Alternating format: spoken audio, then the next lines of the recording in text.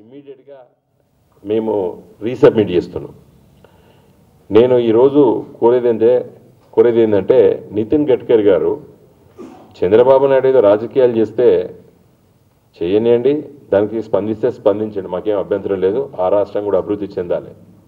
కానీ ఆంధ్రప్రదేశ్ రాష్ట్ర విభజన చట్టంలో తెలంగాణ ప్రాంతానికి ఉమ్మడి ఆంధ్రప్రదేశ్లో నష్టం జరిగింది. ఇక్కడ జాతీయ రహదారులను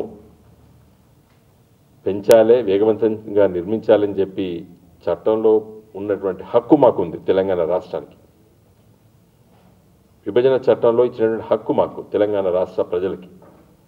దీన్ని కేసీఆర్ లాంటి ఒక ఉద్యమకారుడు ముఖ్యమంత్రి అయిన తర్వాత ప్రతి నిమిషము ప్రతి అంశాన్ని మరి ఎక్కడా కూడా ఆలస్యం కాకుండా వేగవంతంగా రీసబ్మిట్ చేస్తూ మరి మాలాంటి ఎంపీలము మా నియోజకవర్గం లోపల మేము ఎంబడబడుతూ చేస్తున్న సందర్భం లోపల మీరు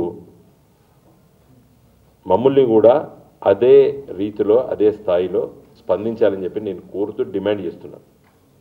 నేను కోరేది ఏంటంటే చివరిగా ఎట్లయితే ఆంధ్రప్రదేశ్ రాష్ట్రంలో ఒక ఫుల్ పేజ్ అడ్వర్టైజ్మెంట్ ఇచ్చి పత్రికలకు అందరికీ ఆ రోడ్లన్నీ ఎట్లయితే నామకరణం చేసి మీరు ఎట్లయితే శంకుస్థాపన నిన్న చేసినరో విజయవాడలో, అట్లనే రేపు 30వ తారీఖు నాడు ప్రారంభం కాబోతున్నటువంటి బడ్జెట్ సెషన్ ఒక 13 రోజులు ఫిబ్రవరి 13 వరకు బడ్జెట్ సెషన్ ఉంది.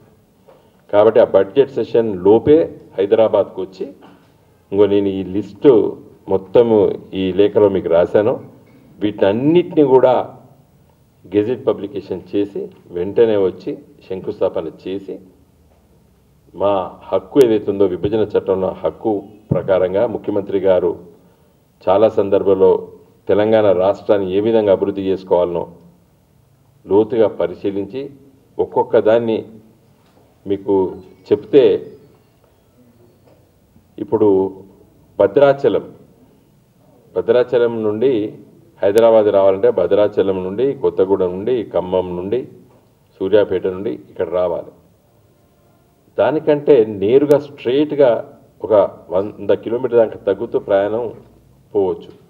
ఔటర్ రింగ్ రోడ్ నుండి వలిగొండ, తిరుమలగిరి, తొర్రూరు, నెల్లికుదురు, మహబూబాదు, ఇల్లందు, పాల్వంచ, భద్రాచలం. అంటే భద్రాచలం జిల్లా, భద్రాద్రి కొత్తగూడెం జిల్లా, మహబూబాద్ జిల్లా, ఇక్కడ కొత్తగా ఏర్పడినటువంటి యాదాద్రి జిల్లా వెనుకబడ్డ ప్రాంతాలకి డైరెక్ట్గా హైదరాబాద్ కనెక్ట్ ఇవ్వడం ఆలోచించలేదు సమైక్య ఆంధ్రప్రదేశ్లో. ఈ విధంగా కొత్తగా ఆలోచించినాం. ఇలా కరీంనగర్ నుండి పెద్ద ఎత్తున ట్రాఫిక్ ఉంటుంది, కామారెడ్డి వైపు సిరిసిల్ల మీదకి వెళ్ళి, వేములవాడ మీదకి వెళ్ళి, సిరిసిల్ల మీదకి వెళ్ళి పిట్లం వరకు అదొక బాగా ట్రాఫిక్ ఉన్న రోడ్డు, దాన్ని మార్చాలని ఆలోచన చేస్తాం. మరి వరంగల్ ఎల్కతుర్తి, కరీంనగర్ జిల్లాలో ఇదివరకు ఉండి ఇప్పుడు వరంగల్ జిల్లాలో ఉంది. ఎల్కతుర్తి నుండి హుస్నాబాదు, సిద్దిపేట, రామాయణపేట, మేదకు, ఆ విధంగా నాందేడ్ వరకు అదొక జాతీయ రహదారి. ఇక్కడ మీకు అన్ని డీటెయిల్స్ అన్నీ ఇవ్వడం జరిగింది. ఇవన్నీ కూడా అంటే కనెక్టివిటీ. ఇంకొకటి ఎవ్వరూ ఆలోచన చేయండి, సారాపాక భద్రాచలం దగ్గర ఉంటుంది, మంగపేట మించెలి ఏటునాగారం, కాళేశ్వరం, చెన్నూరు, కౌటాల, సిర్పూర్, అంటే ఆల్ ఎలాంగ్ ప్రాణహిత గోదావరి, అంటే అడవి ప్రాంతం నుండి ఒక బ్రహ్మాండమైన రోడ్డు. తెలంగాణ తూర్పు దిక్కున్నటువంటి బార్డర్ ఎంబడి ఒక జాతీయ రహదారి. తర్వాత మిర్యాలగూడ నుండి ఒక రోడ్డు, భద్రాచలం నుండి జంగారెడ్డి అదొక రోడ్డు, జహీరాబాదు, బీదరు, చాలా మీకు డీటెయిల్స్ అన్నీ ఇవ్వడం జరిగింది దీంట్లో.